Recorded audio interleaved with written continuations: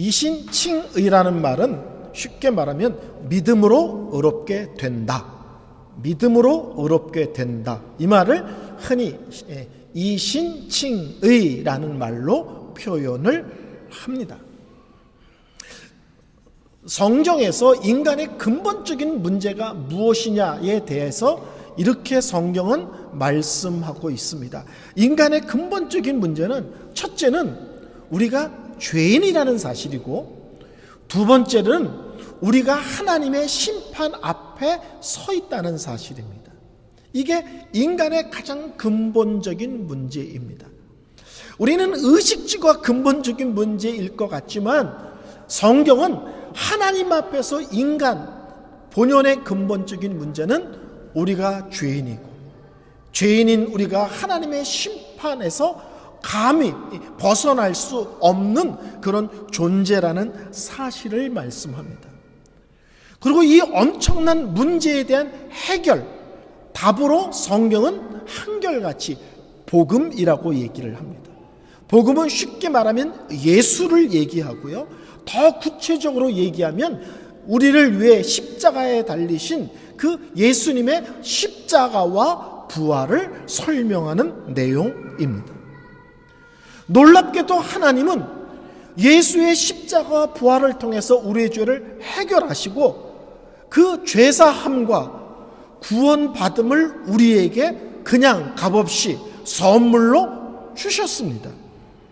그래서 성경은 항상 구원을 하나님의 은혜라고 설명을 하고요, 내가 내 힘으로 만들어낸 것이 아니기에 하나님의 능력이라고 설명을 하고, 우리 머리로서 답을 맞는 것이 아니라 하나님께서 불가능한 것을 하나님에 의하여 답을 만들어내셨다는 의미에서 하나님의 지혜라고 설명을 하고 있습니다. 그래서 지난주 우리가 말씀드린 것처럼 로마서 1장 16절에 복음은 모든 믿는 자에게 구원을 주시는 하나님의 능력이 된다.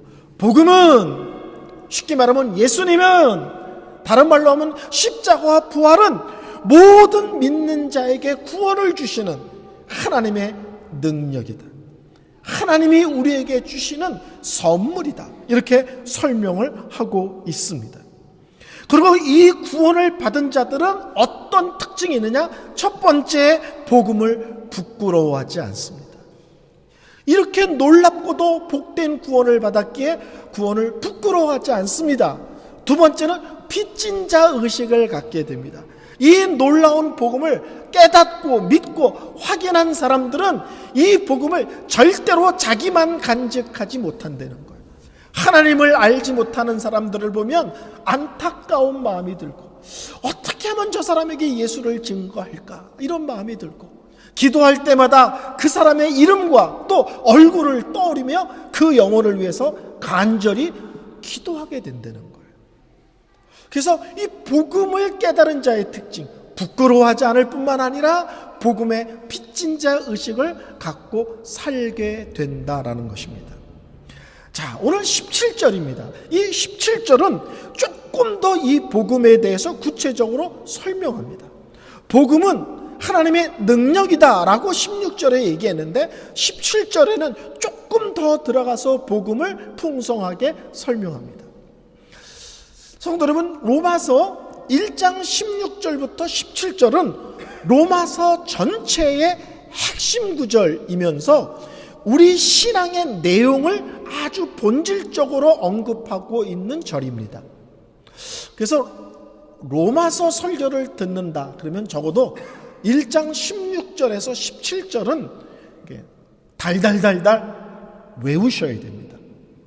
툭 치면 튀어나와야 됩니다. 제가 다음 주에 성도님 중에서 누구든지 툭 칠 겁니다. 왜요? 그러시면 안 외우신 겁니다. 툭 치면 목사님 그러시면 안 외우신 겁니다. 툭 칠 때 내가 복음을 부끄러워하지 않으니 이렇게 나오셔야만 됩니다. 제가 불시에 숙제 검사하고 안 외우신 분은 그 다음 주에 어머니 모시고 오도록 조치를 취하도록 하겠습니다. 자, 첫 번째 번째, 오늘 로마서 1장 17절에 이렇게 얘기합니다. 복음에는 하나님의 의가 나타나서 믿음으로 믿음에 이르게 하나니 기록된 바 오직 의인은 믿음으로 말미암아 살리라 함과 같으니라. 첫째, 복음에는 하나님의 의가 나타납니다 라고 설명을 하고 있어요. 첫째, 복음은 하나님의 능력이다 라고 설명하고 17절에 둘째, 복음에는 하나님의 의가 나타납니다. 550년 전에 마틴 루터라는 분에 의해서 종교개혁이 일어났습니다. 근데 그 종교개혁은 이 로마서 1장 17절을 어떻게 깨닫고 어떻게 이해했느냐를 통해서 일어난 엄청난 사건입니다.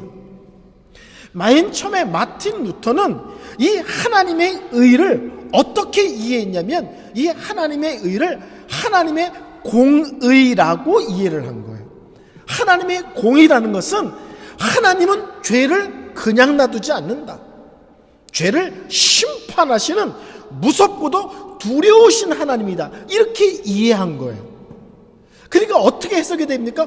복음에는 두려운 하나님이 나타나나니, 복음에는 진노하는 하나님이 나타나나니, 복음에는 심판하는 하나님이 나타나나니, 이렇게 마틴 루터는 처음에 이해를 했습니다. 그러니까 마틴 루터는 복음이라는 단어를 들을 때마다 어떤 생각이 드는 거예요? 죄에 대한 책임감, 죄에 대한 두려움, 또 이런 얘기를 들을 때마다 마틴 루터는 이 말씀이 너무 싫었습니다. 복음에는 하나님의 의가 나타나 하나님이 나한테 진노하셔, 심판하셔.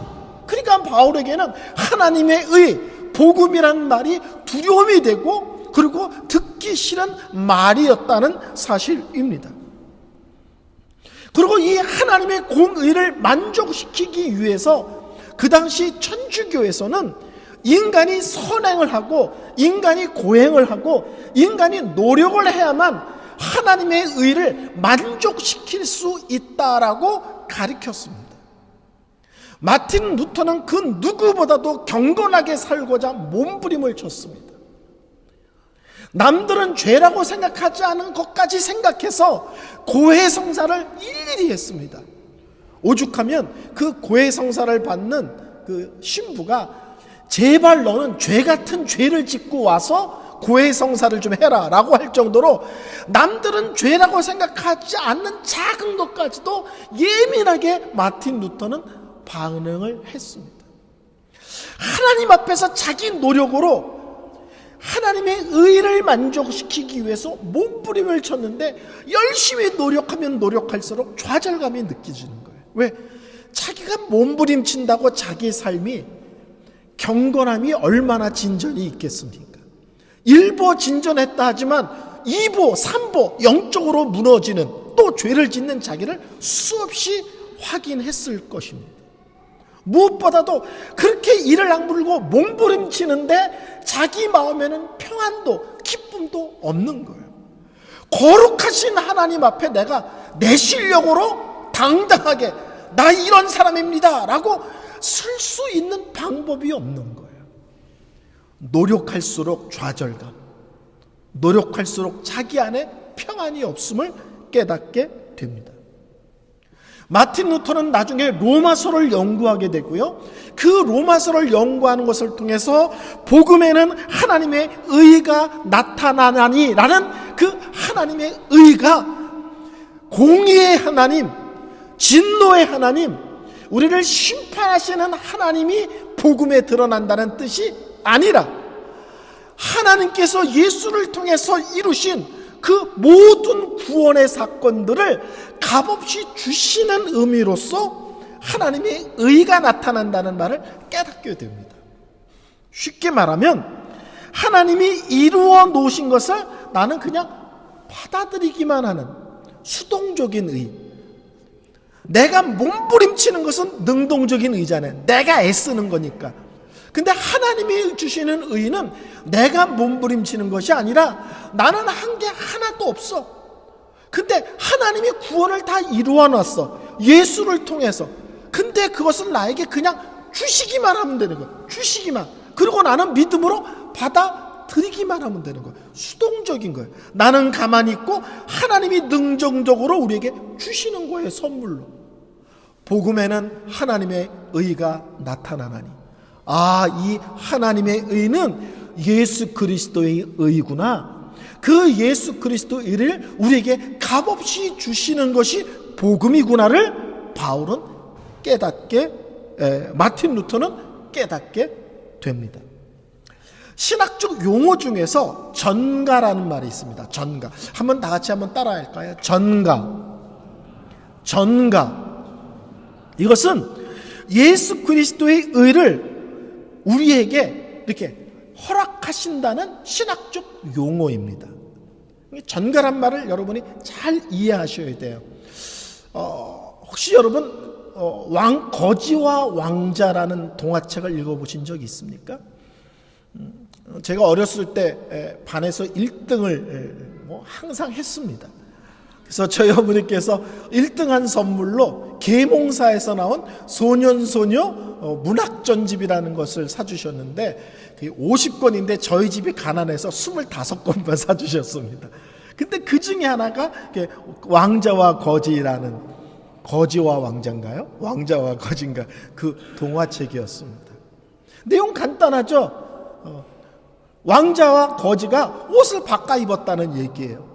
그래서 왕자는 거지 옷을 입고 바깥으로 뛰쳐나가고, 거지는 왕자의 옷을 입고 왕궁에 들어와서 사는 얘기입니다. 동화책 얘기죠. 전가가 바로 그 얘기를 하는 거예요. 우리는 옷을 입고 있는데 어떤 옷을 입고 있느냐? 죄투성이인, 머리부터 발끝까지 죄밖에 없는 죄라는 옷을 입고, 예수님은 흠도 티도 없는 전혀 죄가 없으신 의로운 옷을 입고 계시는 거예요. 그래서 전가라는 건 뭐냐면 내 죄의 옷을 예수님이 가져가시고, 예수님은 거룩하며 흠도 티도 없는 의의 옷을 나에게 허락하셨다는 거예요. 그리고 예수님은 자기가 죄인도 아닌데 내 죄옷을 입고 내 대신 십자가에 달려 돌아가심으로 내 죄에 대한 책임을 예수님이 감당하셨다는 거예요. 이게 전가입니다. 내 죄는 예수님이 가져가시고 예수님의 죄 없으신 의는 나에게 허락하셨다. 복음에는 하나님의 의가 나타나느냐면 바로 이 얘기를 하는 것입니다. 그러니까 전가를 설명하는 또 다른 방법은 은행 계좌 얘기입니다. 은행 계좌. 내 계좌에는 죄밖에 없어. 하나님의 은행, 예수님의 은행 계좌에는 의밖에 없어. 그래서 내 은행 계좌에 있는 죄는 예수님 계좌에다가 계좌 이체를 시켜버리는 거예요. 그리고 예수님은 예수님의 거룩하고 흠없는 의는 내 계좌로 이체시켜버리는 거예요. 이것을 전가라고 말합니다. 복음은 하나님의 능력이라고 말하는데 그 이유는 이 복음에 하나님의 의가 나타나기 때문입니다. 이 의는 하나님이 주시는 의고, 이 의는 쉽게 말하면 예수 그리스도의 의입니다. 이해가 되시겠죠? 복음에는 하나님의 의가 나타나니, 쉽게 말하면 복음에는 예수 그리스도의 의가 나타나나니, 이런 뜻입니다. 그러니까 이 복음이란 말은 두려운 말이 아니라, 나 대신 예수님이 내 죄를 가져가시고 예수님의 의를 나에게 주셨다는 것이 복음에 드러나는구나, 복음의 내용이구나 라는 것을 깨달을 때 우리는 우리가 하나님의 자녀됨, 구원받음, 의로워짐의 놀라운 믿음의 비밀을 제대로 알게 되는 것입니다. 오늘 17절을 다시 읽습니다. 복음에는 하나님의 의가 나타나서 믿음으로 믿음에 이르게 하나니 기록된 바 오직 의는 믿음으로 말미암아 살리라 함과 같으니라. 두 번째, 복음에는 하나님의 의가 나타나는데 뭐라고요? 믿음으로 믿음에 이르게 하나니. 두 번째 말씀은 믿음으로 믿음에 이르게 하나니라는 말씀입니다. 이것은 다양하게 해석이 됩니다. 어떤 사람들은 구원의 믿음에서 삶으로의 믿음으로, 어떤 사람들은 작은 믿음에서 큰 믿음으로, 어떤 사람들은 어린 믿음에서 성숙한 믿음으로 믿음에 이르게 하나니, 이 말을 다양하게 해석합니다. 그렇지만 이 개혁주의 전통적인 해석은 이것이 뭐냐면, 아주 쉽게 말씀드리면 오직 믿음으로 라는 뜻입니다. 처음부터 끝까지 다 믿음으로, 이런 뜻입니다.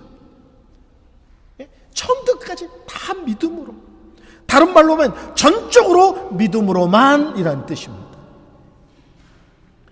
구원을 얻는 것부터 시작해서 우리 성도의 삶 전체는 오직 믿음으로만 설명될 수 있고 믿음으로만 반응해야 되는 것입니다. 구원을 얻을 때만 믿음이 필요한 것이 아니라 구원을 얻을 때부터 성도의 삶으로 사는 그 삶의 모든 내용까지도 다 하나님의 자녀들은 믿음 안에 있어야 되고 믿음을 통하여 그 길을 걷게 되는 것입니다.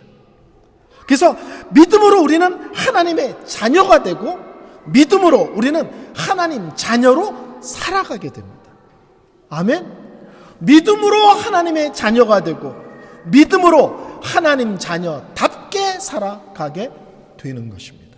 그래서 믿음에서 믿음으로라는 말은 오직 믿음으로, 처음부터 끝까지 다 믿음으로, 이것이 성도들의 삶의 내용, 믿음의 내용이라는 것입니다. 세 번째는 뭐라고 말하냐면, 복음에는 하나님의 의가 나타나서 믿음에서 믿음으로 이르게 하나니 기록된 바 오직 의인은 믿음으로 말미암아 살리라.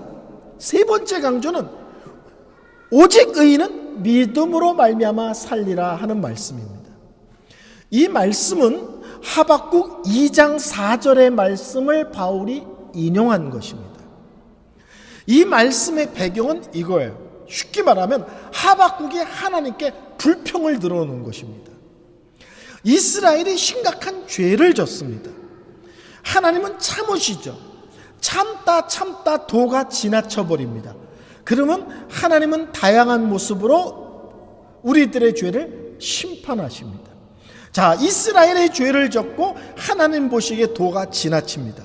그래서 하나님이 어떻게 심판을 하냐면 바벨론 사람들을 들어서 이스라엘을 치게 하십니다. 근데 이게 이해가 되지가 않는 거예요. 하박국이라는 선지자는 이스라엘 백성들이 하나님 앞에 심각하게 죄를 지은 것은 이해가 되는데, 아무리 이스라엘 백성이 심각하게 죄를 지어도 그렇지 하나님을 믿지도 않는 이방 민족을 들어서 이스라엘을 침으로 그 죄를 심판하시는 게, 이게 하나님 모양이 안 좋습니다. 굳이 이스라엘을 벌 주시는데 이방 민족을 들어서까지 이렇게 칠 필요가 뭐가 있습니까? 나는 이렇게 하는 건 도대체 이해가 되지 않습니다. 그러면서 하박국이 하나님께 원망 불평을 늘어놓는 것입니다. 근데 그 원망 불평에 대한 하나님의 답이 뭐냐면 오직 의인은 믿음으로 말미암아 산다는 것입니다. 쉽게 말하면 어떤 경우이든지 무슨 일이 벌어졌든지 네 머리로 이해가 되든지 되지 않든지 관계없이 믿음의 사람은 어떤 형편, 어떤 처지, 어떤 사건을 만나도 언제나 믿음으로 승부하는 거지 다른 거 없다는 거예요.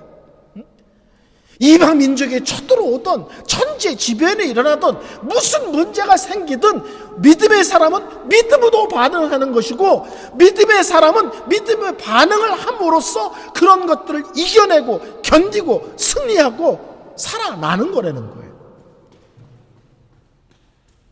나에게 일어난 일이 이해가 안 될 수가 있어도 그래도 참 믿음의 사람은 그럼에도 불구하고 믿음으로 승부한다. 그럼에도 불구하고 오직 믿음을 말할 뿐이라는 사실입니다. 오늘 성경은 얘기합니다. 오직 의인은 믿음으로 산다는 말은 언제나 참된 의인은 예수 그리스도를 통해서 의로워진 사람들은 언제나 어떤 형편에 있든지 믿음으로 사는 것에 초점을 맞춥니다. 그 자세를 흐트러뜨리지 않습니다. 자, 오늘 설교를 좀 정리하면서 결론을 내리겠습니다. 복음은 하나님께서 예수님의 십자가를 통해서 내 죄를 해결하셨다는 거거든요. 근데 내 죄를 어느 정도 해결하셨느냐? 다 해결하고 완전히 해결하고 영원히 해결하신 것입니다. 복음은 하나님께서 예수 그리스도를 통해서 내 죄를 해결하셨는데 다 완전히 영원히 해결하셨다는 거예요. 그렇기 때문에 이 복음은 하나님의 능력입니다. 내 실력이 아니고 하나님의 실력입니다. 하나님이 우리에게 선물로 주신 것입니다. 값없이 그냥 주셨기 때문에 복음을 은혜라고 말합니다. 그리고 이 복음에는 하나님의 의가 나타나는데 그 의는 다른 의가 아니라 예수님의 의고 우리에게 값없이 주신 의입니다. 나의 죄는 예수님이 다 가져가시고 예수님의 흠도 티도 없는 온전한 의는 나에게 주셔서 나에게 옷 입혀 주심으로 이제 하나님 앞에 우리가 당당하게 나아갈 수 있고 하나님 앞에 설 수 있고 하나님을 하나님 또 하나님을 나의 아버지라고 크게 외칠 수 있는 존재로 바꿔주신 것이 복음이라는 거예요. 그래서 복음은 성경에 끊임없이 설명합니다. 은혜입니다. 선물입니다. 값없이 주신 것입니다. 근데 놀라운 것은 이 복음이 예수를 처음 믿을 때만 필요한 것이 아니라 예수 믿은 이후에도 날마다 복음이 필요하다는 사실입니다. 왜냐하면 우리는 날마다 쓰러지고 넘어지고 흔들리고 죄짓고 원망하고 불평하잖아요. 오늘도 형편이 없어. 그런데도 하나님 앞에 설 수 있는 것, 그런데도 하나님을 나의 하나님, 나의 아버지라고 부를 수 있는 것은 복음 때문입니다. 그래서 복음은 예수를 처음 믿을 때만 예수님, 십자가, 보혈 이게 아니라 날마다 쓰러지고 넘어지고 있는 내가 여전히 하나님 자녀인 이유를 설명하는 내용이 복음이기에 실제는 복음은 날마다 우리에게 필요한 것입니다. 저는 우리 교회 성도들이 로마서를 통해서 구원이라는 것이 무엇인지, 하나님께서 예수님을 통해서 이루신 이 놀라운 일들이 무엇인지를 하나씩 하나씩 꼼꼼하게 점검하고 확인하면서 그것을 마음에 새기고 분명하게 신앙 고백하는 기회가 되기를 바랍니다. 찬양 드리겠습니다.